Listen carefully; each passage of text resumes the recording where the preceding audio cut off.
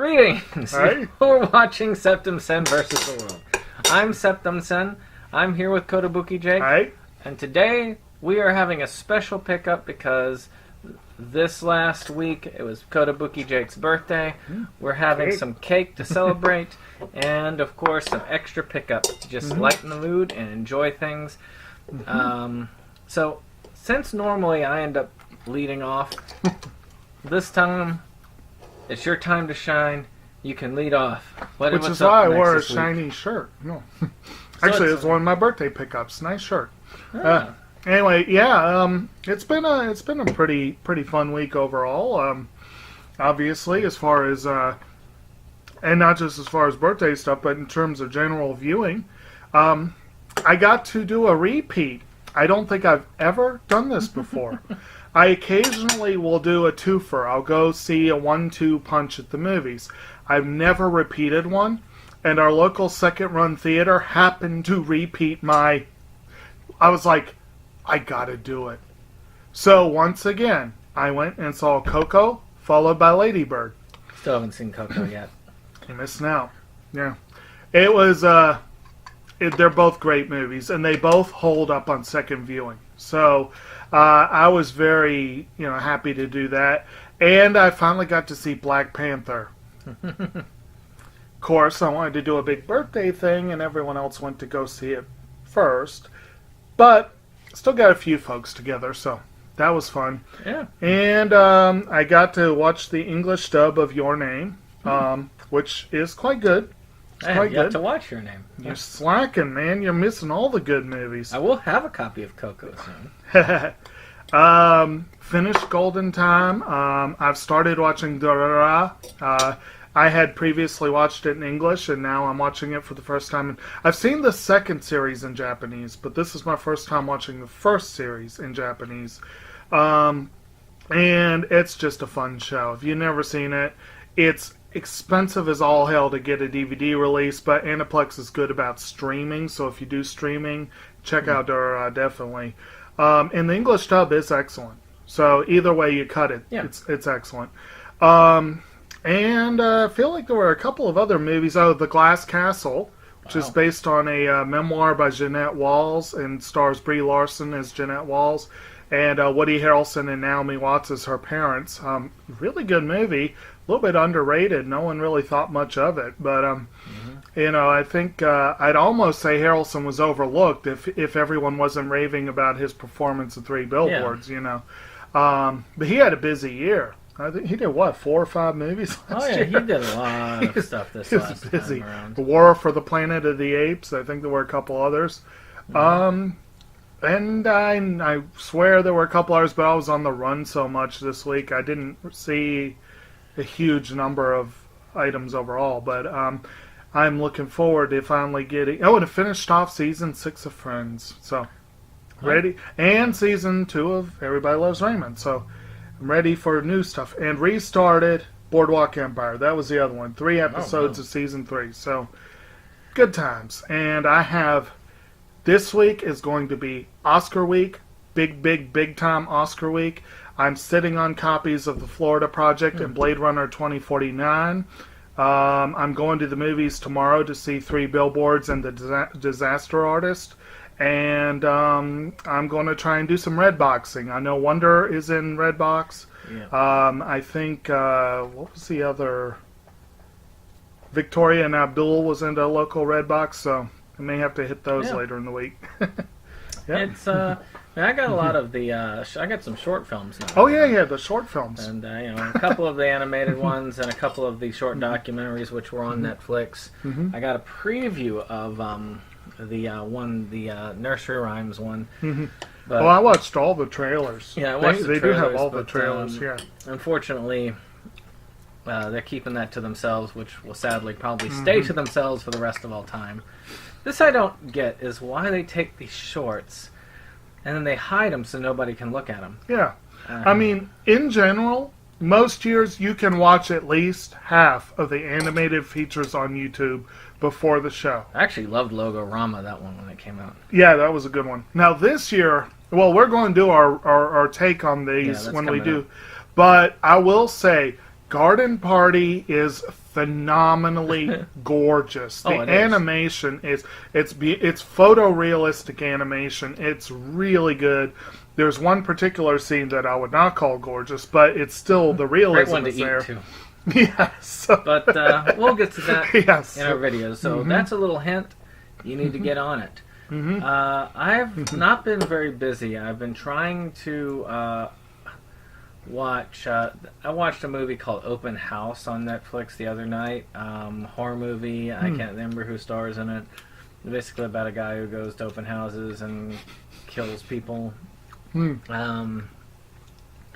is interesting because we're selling a house, so it's kind of weird.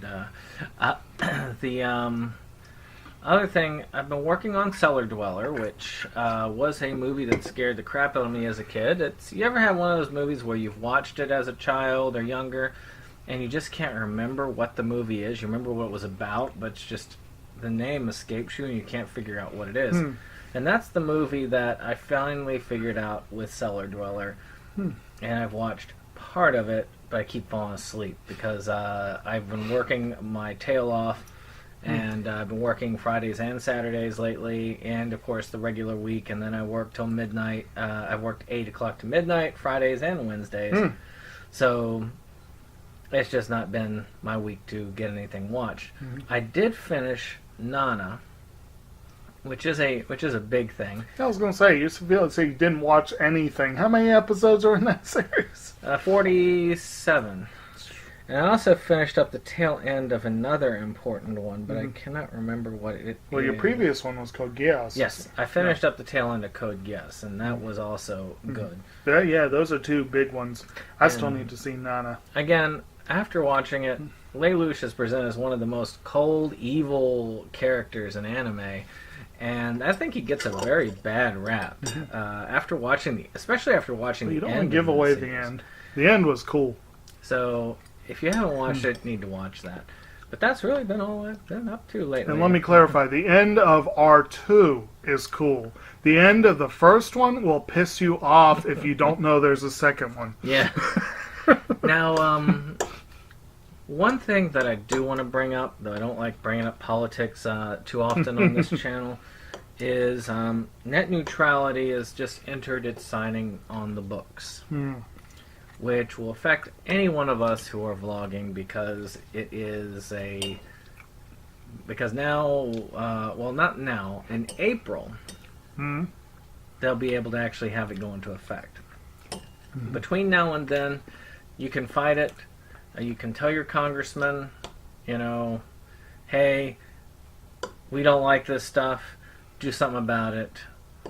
And they'll probably not do anything about it, but at least you can see that when you can do something about it will be in 2018. So what I would do is call the congressman up, find out what they're doing. At the end of the year when we have our elections. Yes. Because we're in 2018. Exactly. So, basically call your congressman up, and if they refuse to do anything about it, and you tell them, and they tell you, "Oh, sorry, you're better off with net neutrality getting erased," and they say, "Well, heck with you, I will vote you out." And that's all I'm going to really say about politics. I'm not even going to cover gun control or stuff like that. That's too divisive an issue right now. But this, to me, important. Everybody, anybody who is broadcasting online, this is a huge thing. So, with that being said, let's get into pickups. We got a lot to cover today, and again, your birthday, you get to start us out. All right, well, I guess I'm going to start. And I get to eat. Well, I'll go ahead and start with one of my gifts from him, which, honestly, this is something that I can't claim near as much familiarity with as he can. But, talking about online broadcasters and that sort of stuff, this is a production or an item put out by Incognito Cinema Warriors. Yep. Is that their actual webpage? I forget. Now, if you want to find them on YouTube, you either look up Angry Wolf Media or Robot Co-op. Okay. They're great. But anyway, this is apparently a single episode of season 2. But with 6 hours of bonus features. There's 2 discs for 1 episode. That's crazy. So yeah, I have to admit I'm not very familiar with this, but I'm interested, and Oh yes. I'm definitely all for supporting our fellow YouTubers, and especially when they do have good product. But yeah, I'll give that a go. I actually have a little extra from one of mine from collecting all of them. A little Topsy bot. Mm-hmm.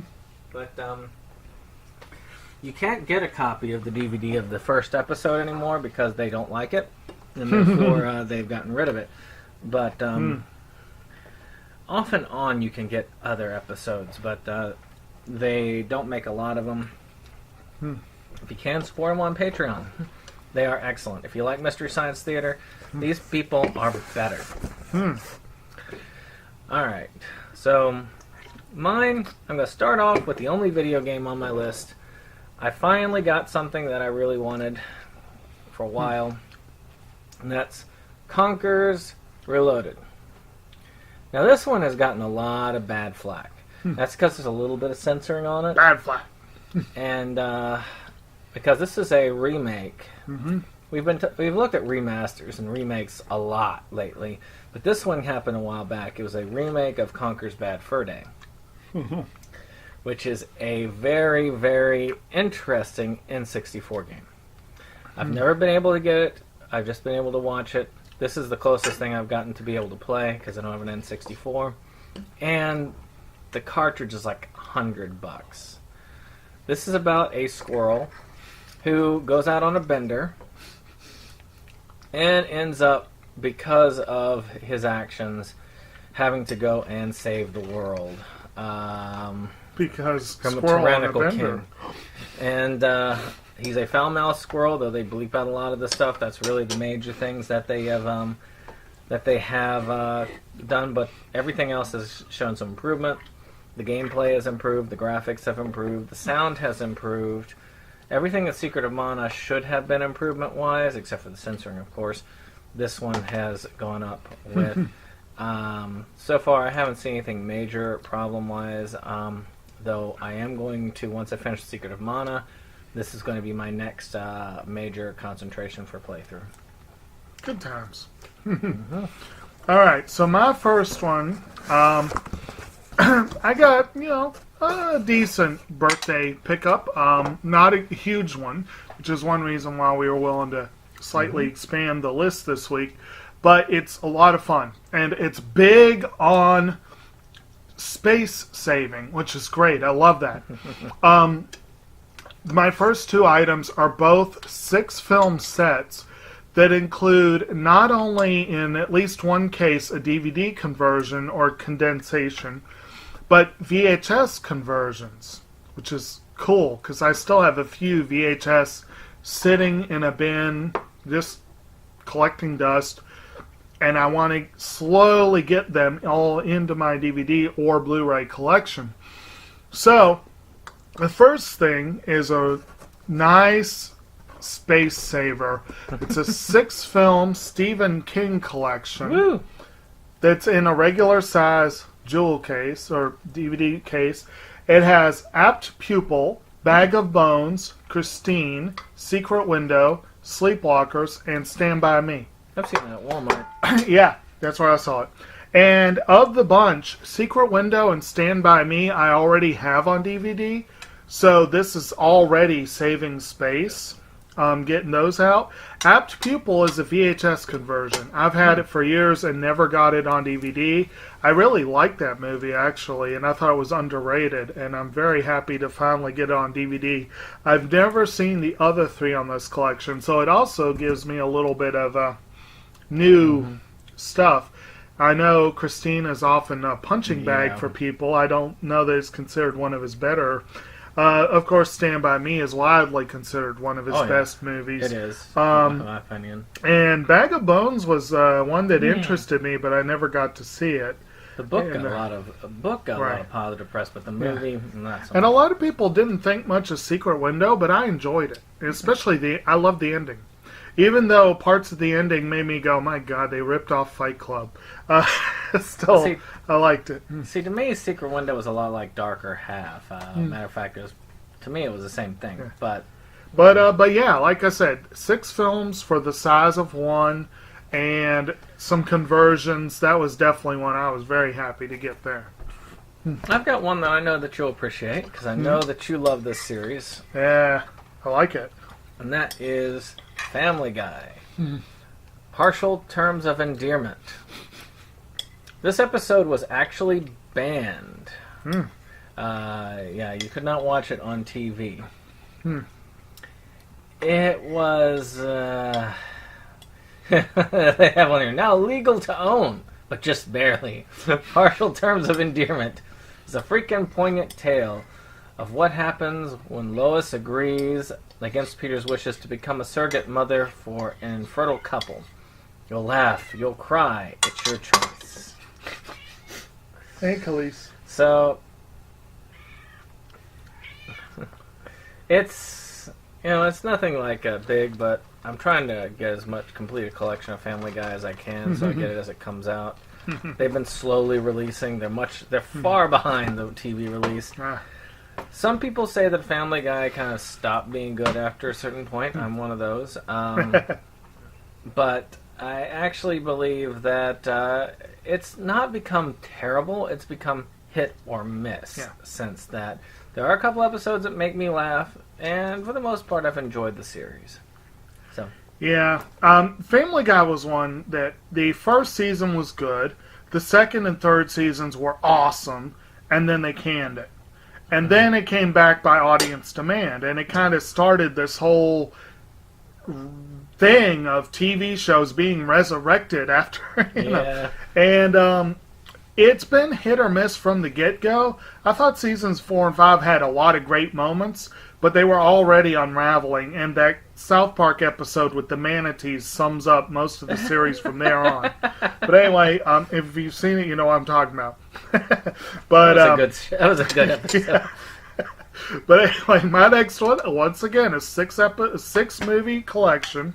This is a collection I've been wanting for a long time, but it's a new packaging that does not include a movie that I didn't want, which is the Pink Panther collection.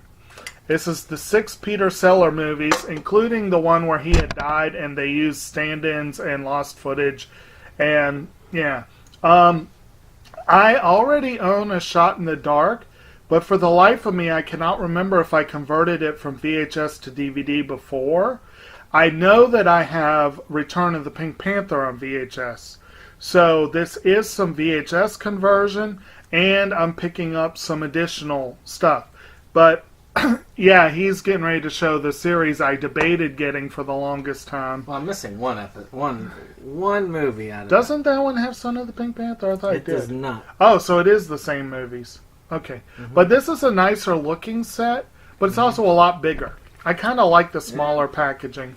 That's kind of cool. It is a cool looking set, yeah. But if you've never seen this series, what's wrong with you? But anyway, if you've never seen it, it is Peter Sellers not at his absolute best, but Inspector Clouseau is an icon. Yeah, it's an iconic character. And he's just a dingbat. And, you got Herbert Lom as his barely keeping it under control superior. Yeah. And A Shot in the Dark is easily the best one in the series, but it unfortunately is the only one that does not have the other iconic part of this. Henry Mancini's theme to the Pink Panther is one of the single best pieces of movie music ever. In fact, if you can play a little bit here, that would be awesome. But that would be, it is one of the best movie themes ever made. And A Shot in the Dark does not have it, but all the others do. And it's just a fun movie. Yeah. Even Trail of the Pink Panther's fun. You just feel bad for them. You feel bad for Peter Sellers that they felt the need to milk the role after he'd passed on. But the rest of it, is classic. And again, I'm very, very happy to have that. So, this is one that actually is from my childhood. Well, my teenage years. I watched a lot of WB stuff, Animaniacs, Pinky on the Brain, and Freakazoid. Now, Freakazoid is one I watched. I don't know what. Well, actually, I know exactly what it was. I was watching Nostalgia Critic, and he did a Freakazoid a retrospective. And then I looked it up, and I noticed that both of these seasons were out of print. So I said, okay, packaged together, they actually were $24. Packaged separately, one of them was like 100 and something. Just one season. And I said, okay, I've got to get this before it disappears. It is truly a zany show. It was very, very different from anything that was out at the time. The humor would be very familiar to this current generation. But by then, the zaniness of it, the strangeness of it, it was something totally new. I mean, it was very different from Animaniacs. It was very different from Pinky and the Brain. Zany and strange definitely does fit for those too, but it was very different from that. Yeah. Even the humor from that, this was a little bit more grown up in the humor. If you haven't seen this, get a hold of it before it disappears. It is worth seeing. That was one I did not see when I was younger. I did watch a lot of Animaniacs, and that was great. All right, so may I go? All right, so the next two are going to be ones that we have actually covered on this channel. We have mentioned that Shout Factory, I think it's Shout Factory, has teamed with, or no, was it Shout? Shout teamed with G-Kids. I thought, yeah, they did. I see the Shout logo there. Okay, so Shout has teamed with G-Kids, and they've been releasing most of the Studio Ghibli stuff that has already been released by Disney. But now it's getting a fresh new packaging and all this stuff. And I happened to be at Walmart and to see that they had 3 of the new re-releases on Blu-ray. And I made the mistake of mentioning all 3 of them when I already own one of them on Blu-ray. So I have an extra copy of From Up on Poppy Hill. So next time I come in, I'll let you all know whatever the actual pickup is in place of that. But the other 2 were both ones that I owned on DVD. But I really do want to get all of the Ghibli stuff onto Blu-ray if I can. And these 2 are pretty much the most essential ones that I had to convert. And the first one, because they are, in a way, the 2 that really are responsible for the whole Ghibli to America thing. The first one is the one that Miramax Films released in the late 90s.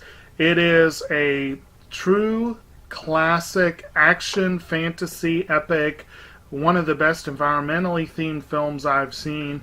And I'm talking, of course, of Mononoke Hime, aka Princess Mononoke, which is...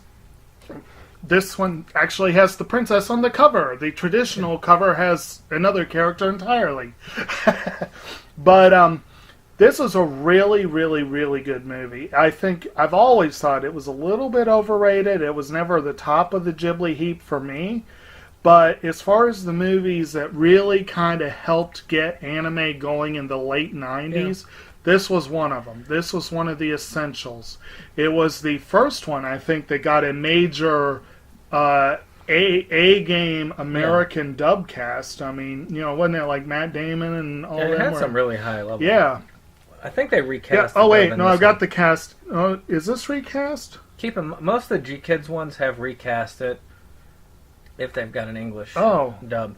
So, well, that could be interesting. Oh, you mean I might have to keep 2 of them? That's what I've had to do with certain ones. I don't know. This one says, featuring the voices of Gillian Anderson, Billy Crudup, Claire Danes, Minnie Driver, Jada Pinkett Smith, and Billy Bob Thornton. I think you're right. I think it was recast. Yeah, I think but that's a pretty good cast. Actually, I can tell you right now, I've got the original copy over here. Well. But you can go on. I do think that's the one that got the Academy's attention. It kind of did. It didn't get any nods. It didn't get any nods, but I think it got the attention, which allowed the other one to actually get the nods. Theoretically. But anyway, yes, so again, very, very much an essential film. If you are into action skewing anime, this is probably Ghibli's most solid entry in that genre. And it's a gorgeous film, so that's one of the reasons I'm looking forward to the Blu-ray. But anyway, what are you're hunting for the older version? Yeah, well, I've got the Disney version, which is the same one, so... The same cast as this? Yeah. Okay, so I'm pretty sure that is the same. I do know Castle in the Sky recast. Okay. Well, anyway, so your go. Well, I can't go through this without putting out something slightly lowbrow. And so I have decided to bring forward one that I have been holding on to for a while, and that is Pinata Survival Island. Now this is a movie unlike any other monster movie because the monster is a piñata. And the piñata is out for blood. So... Wouldn't you be if kids were hitting you with bats all the time? So yeah, I've got to watch this eventually. I'm waiting on a copy of Bikini Woman in the Avocado Jungle of Death, which also is one I want to watch. It's one of the few movies that has Bill Maher in a big role. Okay, I love the title. So, just as I throw that out there. Oh my god. Go for it. Okay. And now, okay. Now for something completely different. Now for something completely different. Princess Mononoke set the stage, but the film that, as he said, really got the Academy's attention was Santo Chihiro no Kamikakushi, a.k.a. Spirited Away. Still the highest grossing anime in Japanese domestic box office history. Your Name managed to surpass it worldwide, but this one held firm. This one probably made more in the U.S., but that's because we didn't give Your Name a proper release, which is stupid. But anyway, Spirited Away, again, I always thought it was a little bit overrated relative to some of the others. I like Castle in the Sky better. I like Only Yesterday better. I like Grave of the Fireflies better. But these two, and Kiki's Delivery Service, and The Wind Rises, and The Tale of the Princess Kaguya, are all just phenomenal films. And this is, to this date, the only freaking anime to win an Oscar for animated feature. And it's one of the only ones that's been nominated. And that's stupid. Yeah. The Academy needs to wake up. But it did win, and that is impressive. And I think it was the second ever winner in that category. I think Shrek was the first one. Ghibli stuff has managed to maintain, though. Yeah. Shrek won, and or did this? Or was it Shrek 2 this that was the won? first one that actually... No, I'm trying to remember. No, this was the second year. The first year was Beauty and the Beast. No, Beauty and the Beast was the reason why they created it. Well, one of the reasons, because if that was the reason, they would have done it in the early 90s and not... Because that was there. This was, I want to say that Shrek was the first, but the year before this was also Monsters, Inc. I don't think that Monsters, Inc. did not win. Then it was Shrek. Yeah. But those, there's so many great animated features out there. They frequently are among the best films of the year. I still believe Coco is easily the best film this year. And last year there were 3 animated features that were better than La La Land. And the Academy thinks so little of animation. They have freaking Boss Baby and Ferdinand this year, and not a single anime. It's a BS is what it is. It's just total BS. I've still yet to see any of the nominees. Yeah, but this was a great film, and kudos to the Academy for at least giving this one its due. And I'm so happy to have this and Mononoke on Blu-ray now, so that they take up a little less space, and they'll be prettier, and good times. Speaking of the Academy, I'm going to bring out an award winner. Oh. Though not way quite back, as recent. Way back. A Frank Capra propaganda film, Prelude to War. Yes, this was actually one of the first entries in the U.S. Department's Why We Fight series. Capra was actually at one point, like many, taken in to do a lot of propaganda films. And there were a lot of famous filmmakers at the time from around the world who were doing these types of films. There were Russian propaganda films done by great directors. Akira Kurosawa had to make a whole bunch of Japanese propaganda films for the war. I've actually got them all in an Eclipse series set. Right. So these are... I admit, I've seen a couple of the so-called classic propaganda films. That's exactly what they are, too. I mean, some of them are highly controversial and no one wants to admit to them. But then you have some that people love that I'm like, no. I mean, I saw the Battleship Potemkin. It is a complete Soviet propaganda film. Yeah. And I'm sorry, I was not impressed. But a lot of people think it's like one of the great films of all time. It's like... Oh, what, you're not a convert, comrade? No. Yet, tovarищ. Anyway, my next one, to keep with the anime theme, is going to be the first of... I'm ending here with 3 that are brand new to my collection. Like I said, I've been heavy on the conversion so far. This is one that we have discussed a few times on this channel. It's one I haven't seen it yet, but I intend to this week, and I'll find out if it's further evidence of my rant from a few minutes ago. But this is one that he mentioned last week. Napping Princess is now in my collection as well. Ooh. Very, very excited to get this. It's gotten moderate rating and hasn't been raved about, but given the pedigree and the apparent animation, it looks like a nice looking film. But given the pedigree behind it, I'm sure I'm going to enjoy it. I don't know if it'll be on the same level as the other anime that got gypped this year, but it was a submission, which means that I can legitimately put it into the argument next Sunday or Monday or whenever we come back around. I can put it into the argument of, is this, even if it's not at the level of Mary and the Witch's Flower or In This Corner of the World, let alone Coco, if it's even on par with Lego Batman movie, it'll be further evidence that the Boss Baby does not belong. Because Lego Batman movie and Cars 3 were both better than Boss Baby. Yeah. But anyway, I am very much looking forward to seeing that, though, because it looks fun. So this next one is one that I've been looking for a long time, and I found it, and they did a transfer to Blu-ray, which is a documentary, Queen, Days of Our Lives. Now, I've heard a lot about this. This, I believe, was a take on a 1991 documentary, but was redone in 2011. It tells a story through band interviews, has a lot of good old footage, and it does have a few extras on here that are pretty cool, like the videos for We Are the Champions, Under Pressure, Radio Gaga, many unseen interviews.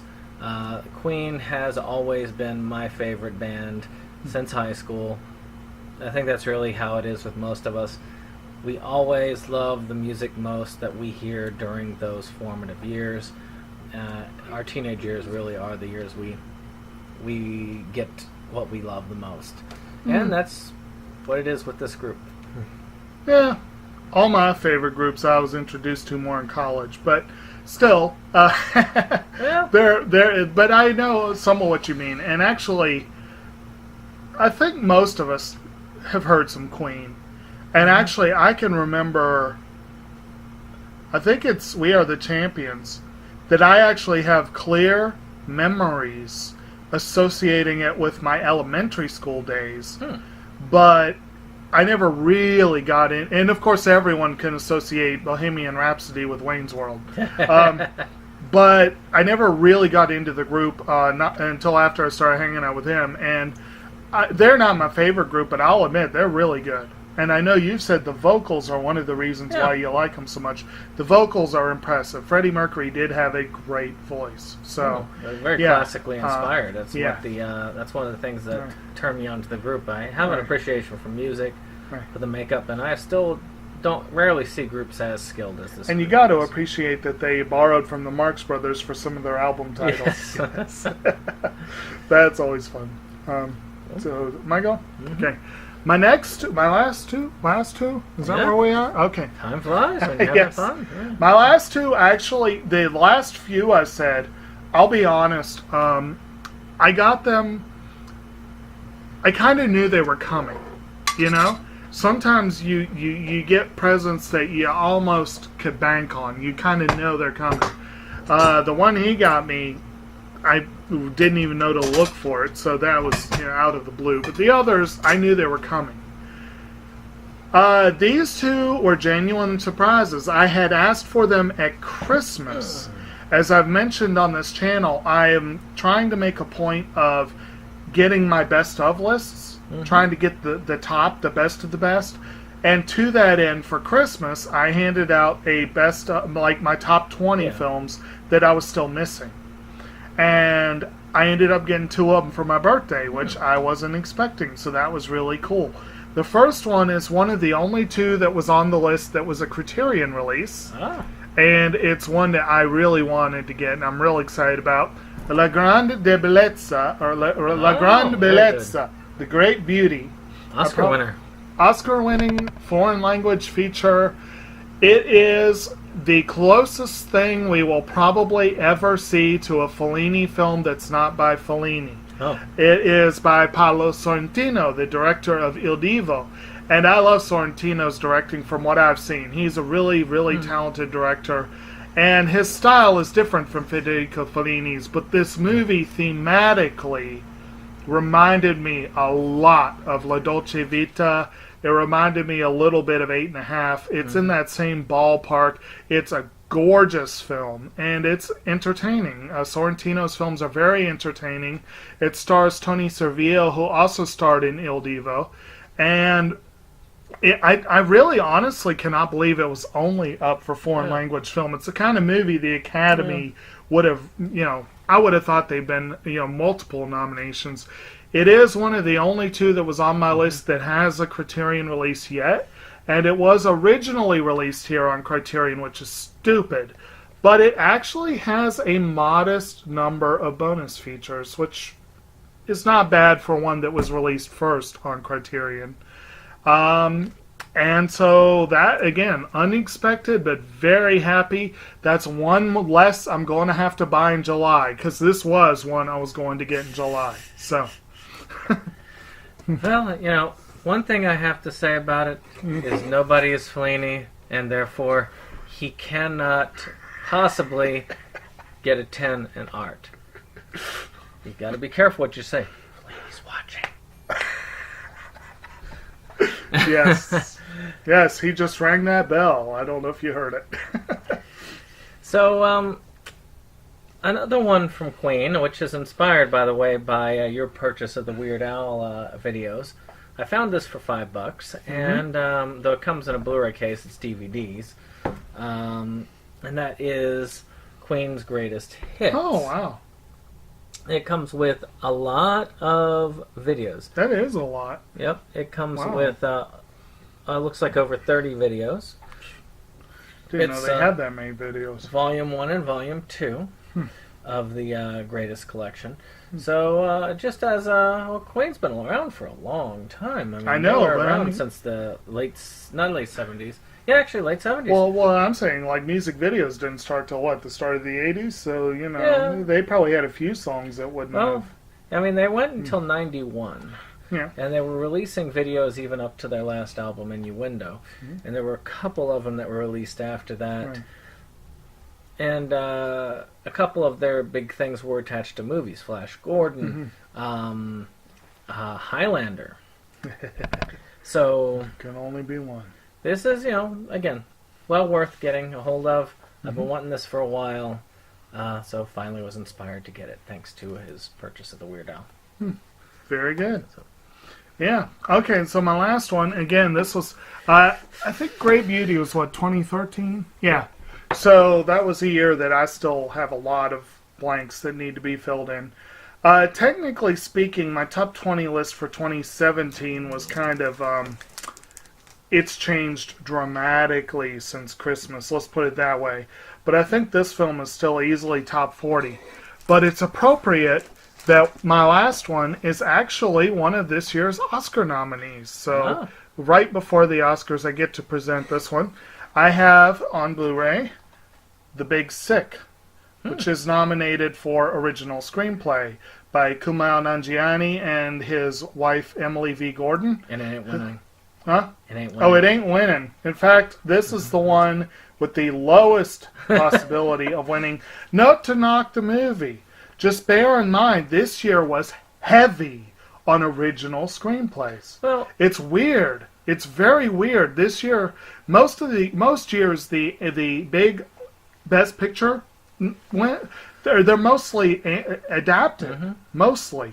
But this year, 4 of the Best Picture nominees are up for original screenplay. This one is not. So, I mean, this one is not a Best Picture nod. A lot of people thought it got underrated. If you ever watch Screen Junkies, if you don't, you should. I did watch their Oscar nomination video, and I enjoyed it a lot. But they actually put forward Holly Hunter and Ray Romano as should have run supporting nominees. Yeah. And they had this in their running for Best Picture. I liked it a lot. I thought it was really good. Nanjiani does a fine job playing himself. Zoe Kazan plays his wife, wife-to-be. It's based on their actual romance, getting together, all that stuff, their relationship. Romano and Hunter play her parents. His father's played by Anupam Kher, who really should get a lot more credit than he does. I hate to say it, I have trouble remembering who plays his mother. I hate to say that. And I really hate to say, we did a previous video where I put my foot in my mouth, and I hated that I did this, because I'm always railing about people being racist against Asians, and I made a huge gaffe. Nanjiani's Pakistani, not Indian. So if you watch that video... Oh, yeah. I made a big gaffe there, and I apologize. But this is a really, really, really good movie. It's a little hard to watch at times, especially for me, because I actually went through something very similar to what she goes through in the movie. It's not fun. I don't envy anyone ever being in that position. Kudos to her for pulling through too, you know. And so this is a very interesting, very different movie. It is very well written. It's kind of a shame that it's not going to win, but there are such great contenders in that category. And it's I'm glad I got it. Just because you're not winning doesn't necessarily mean the movie isn't any good. Matter of fact, the fact that it's nominated, any movie that's nominated for an Oscar, unless you're Click or Norbit, I was going to say, if you're nominated for the big categories, there's usually a reason for that. And even if you're nominated for the smaller categories, in those ways, you are good. There are some... each category has its own separate, importance level. Yeah. Original song and makeup are the two that are most likely to contain crap films.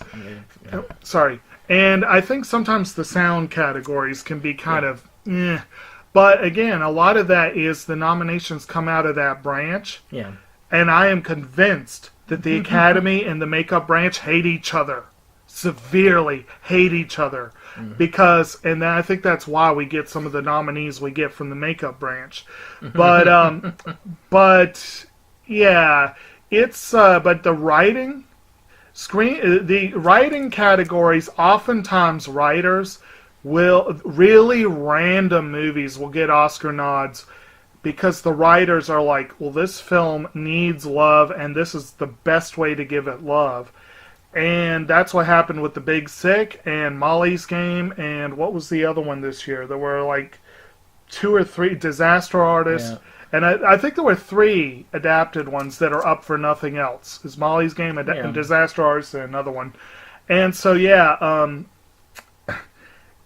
and I do collect all Oscar nominees. He only does winners, but I go for all the nominees. That's too much. I mean, I'd have to collect the Transformers films, and I'd have to collect. Well, that's the only Norbit. reason. Well, actually, I think you gave me a copy of Norbit, so that's why I have Norbit. He gave it to me. It's an Oscar nominee, and it's an Oscar nominee. Yes, and it's actually watchable if you're inebriated. So, high praise indeed. So with that, we're going to start wrapping up soon, but I've got one more, which is technically a set of movies. I got this from David Sterling. Again, if you get a chance, check out the movies that he has. You go to his Facebook page. He's got a deal now. The new Camp Blood is out. As of tomorrow, you can pre-order right now. Just go to his Facebook page, private message him, let him know you want it. And you can get that. And he's got a new special R-rated poster with that, which is going to be interesting. An R-rated poster. I've ordered a poster, but not that one. I'm trying to hang it in this room, and there are going to be people in this room other than me. So I try to keep it within a certain limit. So the ones I got here, unfortunately, because they are...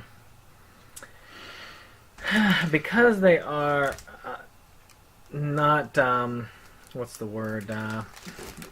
They're not well-known movies. The first 9 are pretty much out of print and extremely hard to get, and that's the Witchcraft series. But because it has some of my favorite YouTubers in some of these episodes, I had to get them. So these are the ones that I have. There's Witchcraft 10. Which is, Mistress of the Craft. And then there's Witchcraft 11, Sisters in Blood, as you can see here. There's Witchcraft 12, In the Lair of the Serpent. So you can see that one there. All these great films there. That one's actually signed? Yeah, a lot of them are signed by the producer. Witchcraft 13, The Blood of the Chosen. They kind of gave up on the Roman numerals for that one, but what can you do? Then some. These are on Blu-ray, which is Witchcraft 14, which is Angel of Death. Also signed. I like how there's only the one has the American numerals and not the Roman numerals. Witchcraft 15, Blood Rose. And you can see there again. And finally, Witchcraft 16, Hollywood Coven. So as you can see, that's why this stack was so big. Yeah. It had a lot of movies on it, but I was like, I just get them all out in one go. And that is it for our pickups this time. Let us know what you thought. Any of these tickle your fancy? Did you enjoy the Pinata movie? Had any of y'all seen that one? Or what was that other one you mentioned? But Bikini Woman in the Avocado Jungle of Death. Yes. That'll be up in a future pickup video. So with that, we will see you on the next one.